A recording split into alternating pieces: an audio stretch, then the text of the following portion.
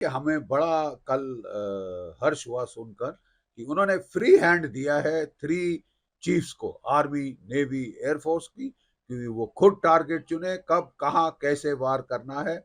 याद रहे 1971 में ठीक इसी तरह इंदिरा गांधी ने फील्ड मार्शल सैम मैनेक्शॉ और 3 सर्विस चीफ्स के ऊपर तमाम लड़ाई का जिम्मा छोड़ दिया था। अच्छे फैसले लेंगे, अच्छी तरह से पाकिस्तान को ठोकेंगे, पाकिस्तान पे बिजली कड़कने वाली है। प्रॉब्लम यह है कि JF-17 का रडार केवल 100 किलोमीटर देख सकता है। तो जब तक आप रडार से पिकअप ना करें टारगेट, आपको इस रेंज का क्या फायदा। जंग के आसार तो अब साफ विदित है आपके सामने। It is self evident that there is likely to be a limited war. देखिए, हमें बड़ा कल हर्ष हुआ सुनकर कि उन्होंने फ्री हैंड दिया है 3 चीफ्स को, आर्मी, नेवी, एयरफोर्स की, कि वो खुद टारगेट चुने, कब, कहाँ, कैसे वार करना है। वो सब उन्होंने उनके ऊपर छोड़ दिया है, जो कि प्रोफेशनल्स हैं, एक्सपर्ट्स हैं। याद रहे 1971 में ठीक इसी तरह इंदिरा गांधी ने फील्ड मार्शल सैम मैनेक्शॉ और 3 सर्विस चीफ्स के ऊपर तमाम लड़ाई का जिम्मा छोड़ दिया था। उन्होंने उसमें कोई क्या कहते हैं, माइक्रो मैनेजमेंट नहीं करने की कोशिश करी, कोई मतलब पॉलिटिकल, उन्होंने फ्री हैंड दिया था। और वो फ्री हैंड का नतीजा आपने देख लिया। मात्र 13 दिन में भारत ने पाकिस्तान के 2 टुकड़े कर दिए थे। भारत ने पाकिस्तान के ईस्ट पाकिस्तान को बांग्लादेश एक आज़ाद मुल्क बना दिया था, एक नया देश क्रिएट किया on with the force of arms on the international arena. और 93,000 कैदियों ने आत्मसमर्पण किया था। तो जो आसार हैं वो बहुत अच्छे हैं। हमारे तीनों चीफ्स बहुत कम्पिटेंट हैं।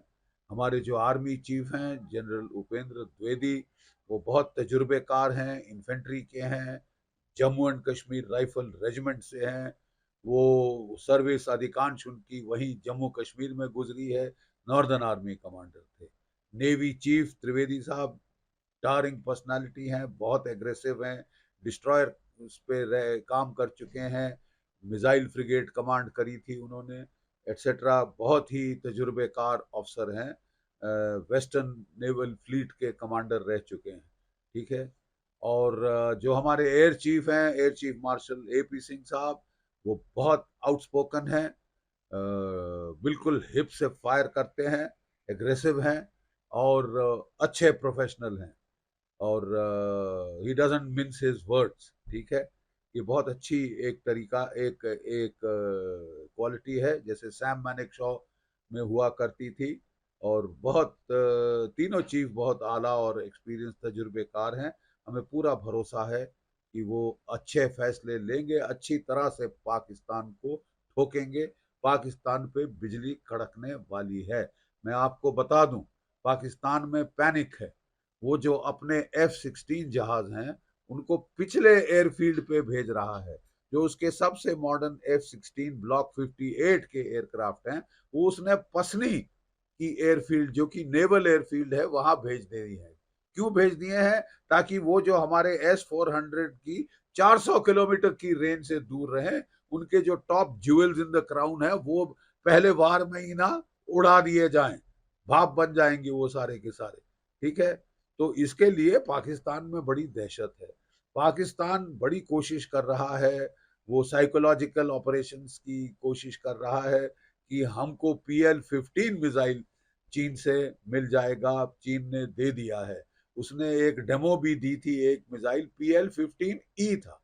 जो PL-15 है असली चाइना का, वो तो 300 से 400 किलोमीटर रेंज वाला है। लेकिन जो पाकिस्तान 2 से 300 किलोमीटर रेंज वाला है, लेकिन जो पाकिस्तान को दिया है वो 150 किलोमीटर की रेंज वाला है। प्रॉब्लम यह है कि JF-17 का रडार केवल 100 किलोमीटर देख सकता है। तो जब तक आप रडार से पिकअप ना करें टारगेट, आपको इस रेंज का क्या फायदा। ठीक है।